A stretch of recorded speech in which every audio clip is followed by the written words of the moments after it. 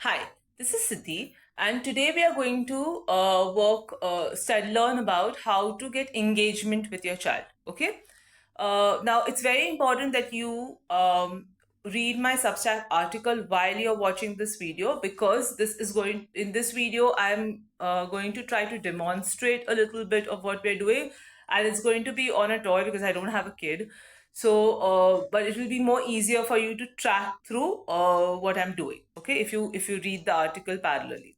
All right. So the first thing, so keep in mind that play and engagement is a child-led therapy technique. It is not an adult-led therapy technique. Okay, so that's something I want you to keep as a background throughout the time that we are talking today. All right. So the first thing we do when we want engagement is we do what we did last time in play. Means we explore the toys that the child has. We explore sensory toys and cause and effect toys with the child, and we figure out which of the child toys the child shows interest in, so that the first premise is already set. Okay. Once the first premise is set, then the engagement goes through different stages. Now these stages are not fixed, so they are not the kinds where it will be like, okay, it's only this one direction it's going to go. They will go back and forth. Okay, so I will demonstrate to you on examples in the second part, but I'll first briefly go over the stages that you have. So the first stage is toleration of proximity. Toleration of proximity is basically where the child essentially just allows you to be in proximity and allows you to be in the room with him. All right. This is literally the first stage that the child has. The child doesn't run away from you. That's the first stage. Second stage is attending to others. So basically, the child will attend to what you are doing and look at you. Okay. The third stage is where the child will show interest in the other. So by showing interest means he will either show interest in your toy or he will show interest in what he's doing, what you're doing by looking at what you're doing. Okay, and paying attention to it. The fourth stage is if you do a press. A press is basically you present a variation, and if you present a variation, the child will accept the variation from you in the format of imitating you, and or the child will request the variation for you. He or she will ask for the variation from you. Okay. Throughout this process, you will start getting eye contact. You can get eye contact in the first two parts also, and you can get eye contact in the last part also. Okay. If you do this well and if you stay connected, means you make an effort to stay connected to the child, then what you're going to have is the child will start hanging around your proximity. So he will like being around you. He will like coming to you himself voluntarily, not because he wants something. He'll just sort of come to you and go back. And because he likes to hang around with you, you will find that there will be more opportunities for spontaneous learning to happen. All right. So these are the stage steps that we have for play. I'm going to show you how this goes through in sensory toys and with cause and effect toys. All right. Okay. So this is my child. Now I don't have a child, so that's the reason why I'm using the teddy bear as a example of a child. And I'm going to be showing you in terms of how that would happen with him. Okay. So when my child enters the play area for the first time, I will first go and ask him to choose what he wants. And when he chooses, say for example, he chooses pom-poms, I will just leave it to him. Okay. Now ideally, if I have made an effort to identify what my child wants, then the child is going to go to the pom-poms by himself. Alright. So when he goes to the pom-poms by himself, I will basically just plonk myself down and I will watch what my kid is doing. So my kid will basically come close and he will maybe start doing something with the pom-poms. Okay. So maybe he will start, squishing. So I will say squish, squish, squish, squish, squish. Okay. And if he starts maybe throwing it, so I would say throw. Okay. Or maybe he starts picking it up and he goes shake, shake, shake, shake, shake. I would say shake, shake, shake, shake, shake. Okay.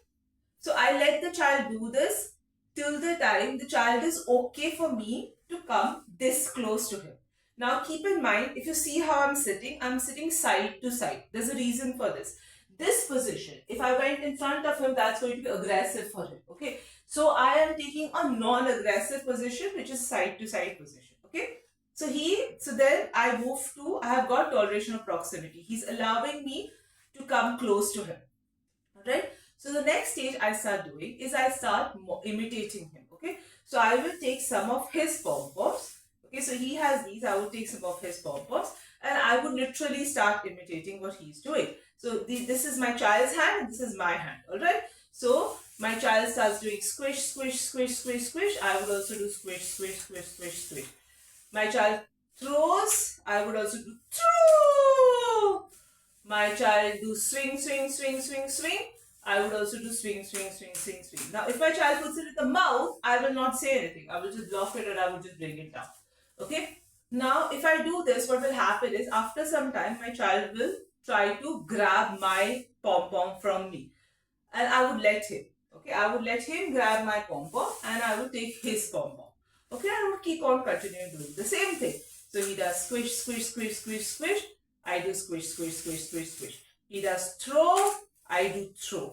He does roll, roll, roll. I do roll, roll, roll. Okay. Now, if my child still stays, so now what I did was I was doing imitation with him and I was getting him to, he's showing toleration of proximity with me, correct?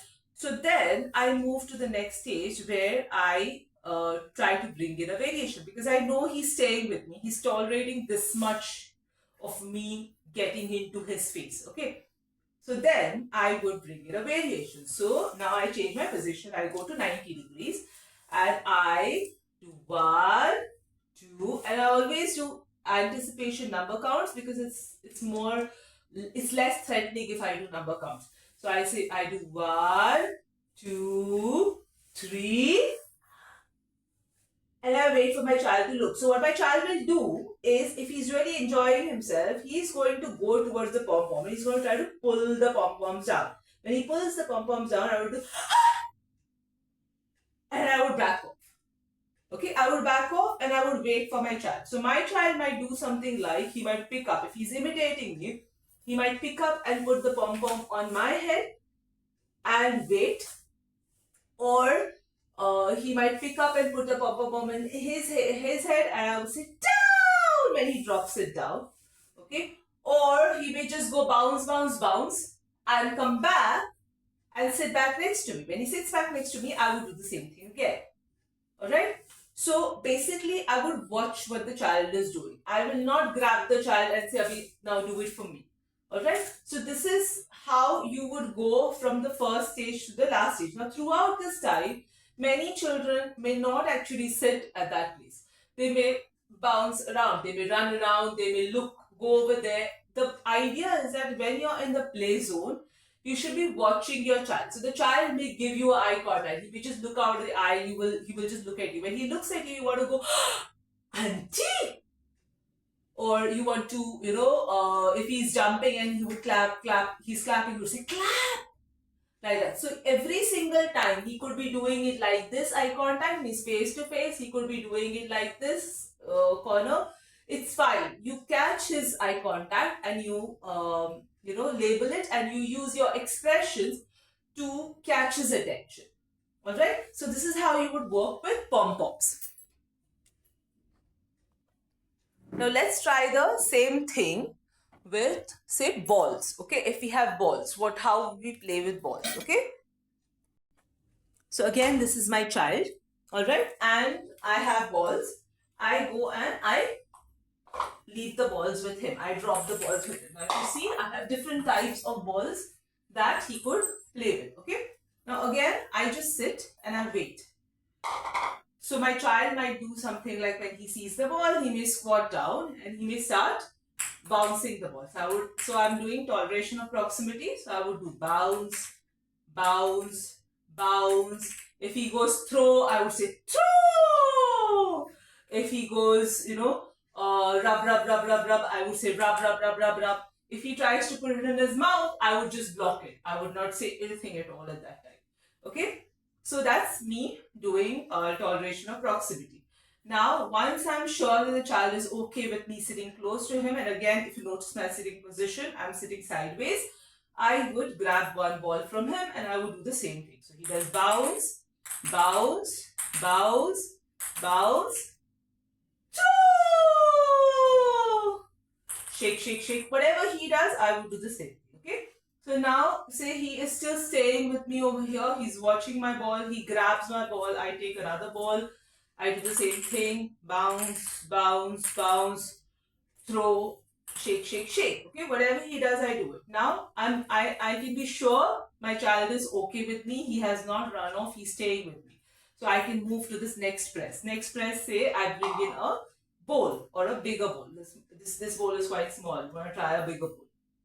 Okay, and so I start putting in 1, 2. Now my child, the moment I start putting it in, he has 2 options. He can also try to put in, because most of the children on the spectrum do like the in wala program, or he may think that I'm taking away the balls and he may try to grab the balls. If he tries to grab the ball, I would not go and fight with the ball. I would just take whatever's remaining, because the child's hand is small, so he's not going to be able to grab all of the balls. So if he grabs these 2, I take these, okay? And then I would do 1, 2, 3. And when I get eye contact, I would drop the balls. Alright?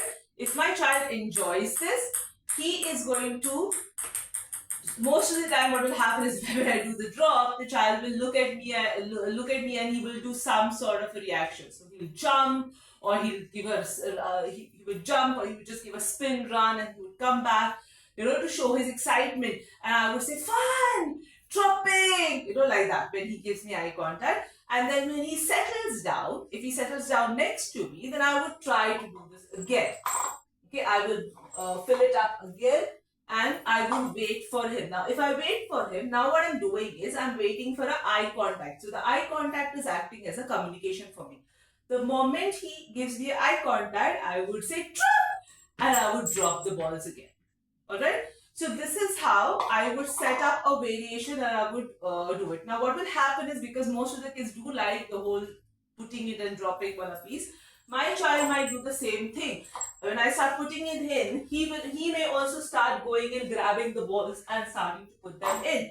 So then I would help him pick it up and see if he imitates my same action.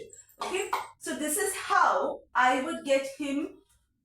He is basically an active part of the play.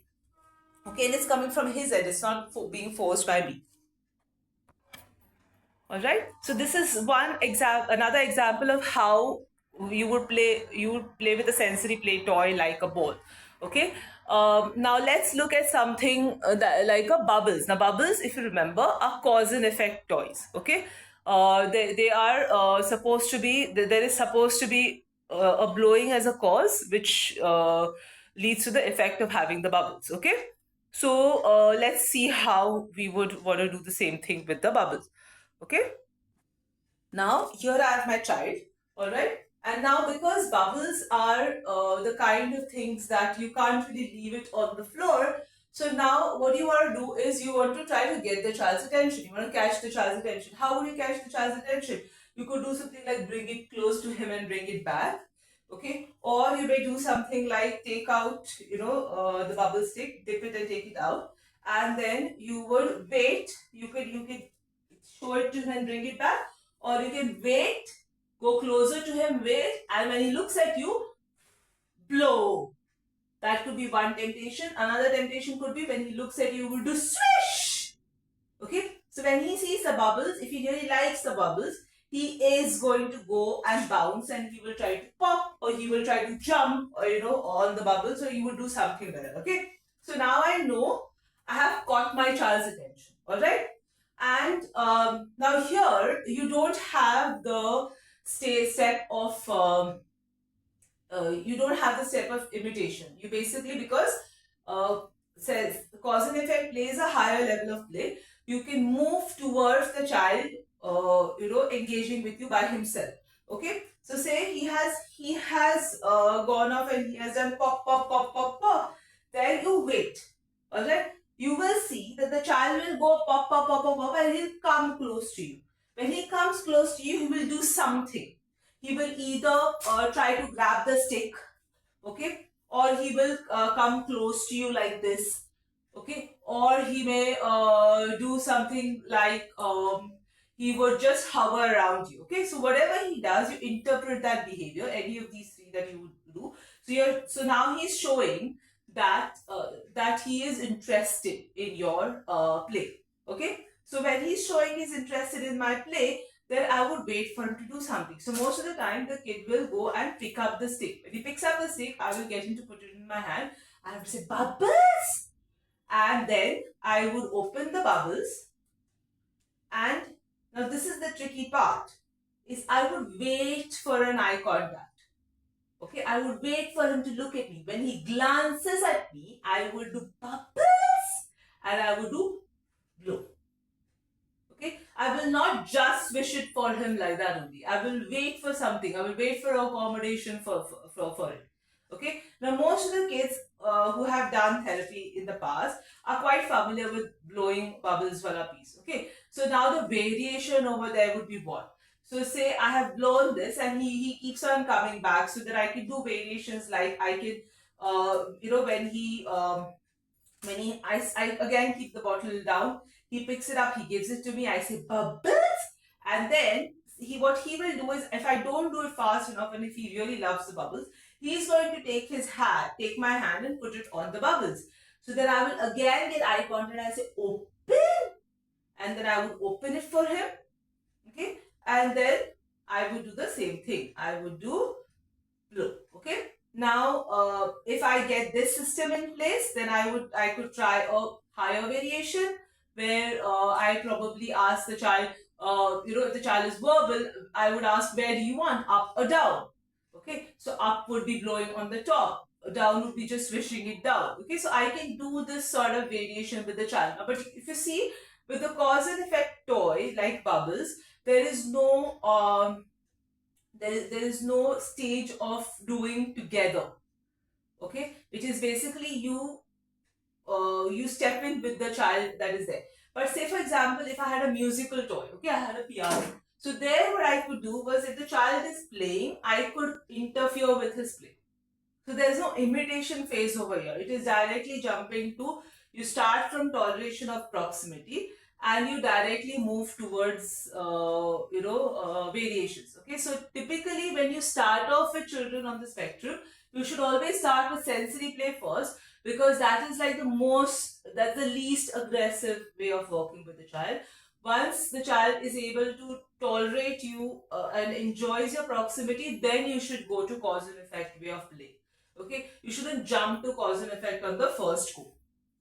All right, so this is the second step that you would do, how you would take the engagement ahead.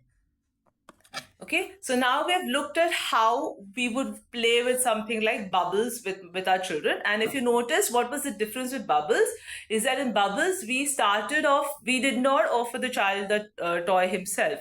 We directly started off with the stage of we directly started off with the stage where we caught the child's interest in other person, the stage 3, and we moved through 4 and 5 directly and 6 directly. Okay, that's because my child was interested in me. I would not directly jump to bubbles in the first go, because that would not allow the proximity wala pieces to happen.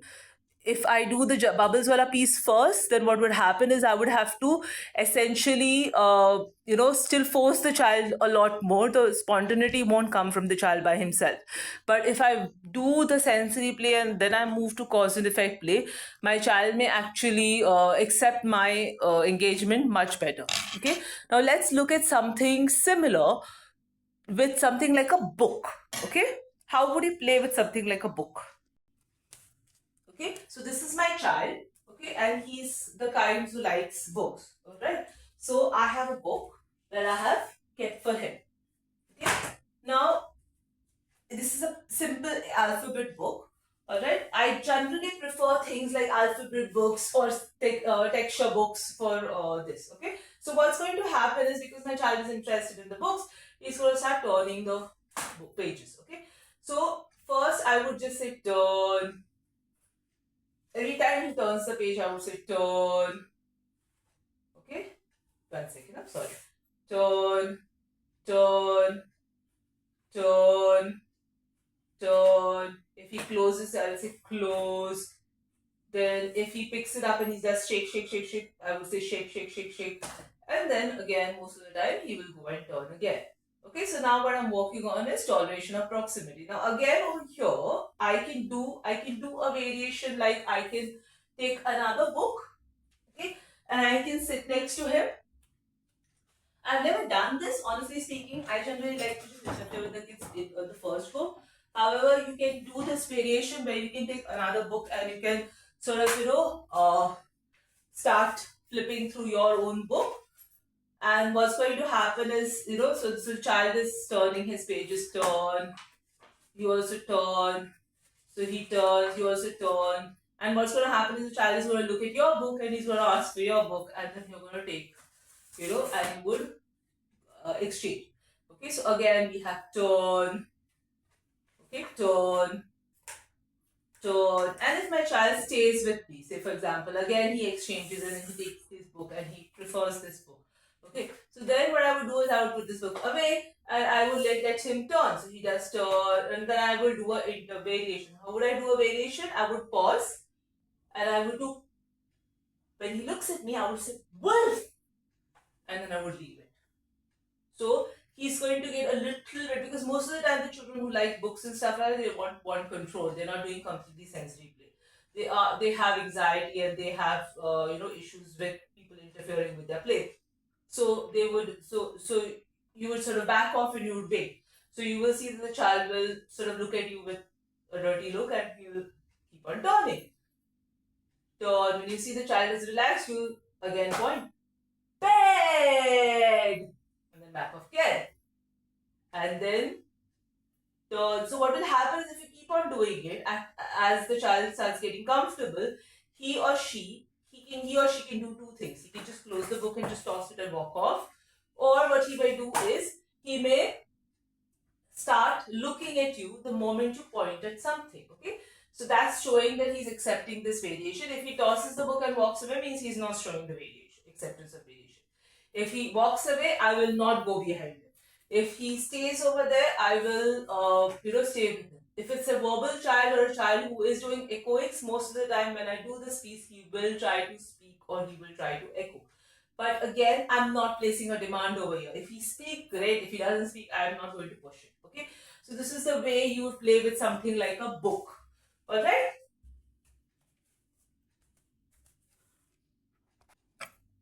So you can see that how even though how in these 4 different types of toys that you have, the engagement, there is no fixed rule for the engagement. It is, we go through these stages, all right, but we sort of, depending on the kind of toy, we move back and forth depending on where the child is, what level is the child at, and what kind of toy you have. Okay, but it's very important to keep in mind that it is basically, so if you notice, I will not, at no point of time when I was doing play, I would grab the child and plonk him down. I will always watch the child, see what he's starting with. I would always start with commenting on the first go. Then I would wait for him to look at me. Once he looks at me, and then I would move. So it still goes through stages, but the pace, the speed at which it goes, that varies toy to toy, and it varies on the fact that what is the sensory system of the child like. Okay, so what are the factors that you need to keep in mind when you're playing? So first thing to keep, so which brings back to the first point, that which is the most important point with play, is that a play is like a waltz. Okay, so waltz ka meaning kya rehta hai? It is two people playing together, dancing together. So if I move my step back, then I move my step back. Okay, it's like this. It is like this. It is not like this. Okay, that's not a good waltz. All right, so engagement is like a waltz. The child leads, you follow, you push a little bit, if the child follows, great. Otherwise, you go back again. Okay, so it's a waltz, it's a back and forth. Second is, it's very important to have a smaller area. If you have a really huge area, like a whole living room or a whole house, then basically the child will not engage and not look at you. He will not give you eye contact. He will be too far away for you to catch the eye contact. He will be too far away for you to imitate him. Okay, and the fight will be more in terms of getting the child to stay with you. Okay, although to be frank, I have also played in ways where I do, like, when children don't really like sensory toys, but they like things like running, and like they like things like jumping. I even do things like running and jumping with them. I literally imitate exactly what they jump like, or I will imitate what they run like. So in that case, open space is good. But at no point of time will you try to grab the child and pull the child because the child is going away too fast. Okay. Third factor is, if you see, play is always relaxing. Okay, it has to be relaxing for you. So if I am playing with my child, I should feel comfortable, I should feel relaxed, I should enjoy the process, because it's very, even if the child is autistic, it doesn't mean that he doesn't understand that you're doing something that is out of your skin. Okay, so you want to make sure that you play with stuff that you also enjoy and you have ideas about it, so that you don't go and become directive and feel that the play is like a task. All right. Next is, you want to take only one toy at a time. Now, this is where it varies, because varies from the play techniques normally that they are there. So normally play techniques, if you see, they will encourage you to sort of keep all the sort of toys together. But I when I learned play technique on the first go, that is the way I learned it. But I actually prefer to have one type of a toy at a time, because I find it's more easier to engage with the child in that way. Many toys typically makes it difficult because the child gets overwhelmed and the child basically just keeps on running around in that way. Okay. Another thing I do is I keep track of time. Keep track of what kind of toy the child is showing preference, because I don't want to have an assumption. Remember, it's a child-centric therapy technique. So this goes in coordination with the play techniques that we talked about last time, that you keep a track of what, because the preference of toys will keep on changing. Just because they're autistic does not mean that they're going to want the same thing again and again. They will look at variations and they will want new things. All right. So I would keep a track of what kind of toys do they seem to show preference for. Okay. The exaggerated expression and voice is extremely important, because since it's a child-centric therapy technique, I cannot go and do what people generally do with tabletop, of grabbing the child's face and getting the child to look, but I want the child to look. So how do I get the child to look? I get the child to look by using my voice and my expression. Okay, so that's the reason why I used the video today. I used my expressions today to show you how the face should look, because that's very important. Even if you just do, like, if you do facial exaggerated expression and voice every single time that the child looks at you, you will find that the child's frequency of looking at you will go up. Okay, so like in my in-person sessions, many a times what I do is I basically am talking to the parent, but I will be just keeping an eye on the kid. So whenever the kid looks at me, I will immediately change my facial expression and use the exaggerated expression and voice to reinforce the child for looking at me. Okay.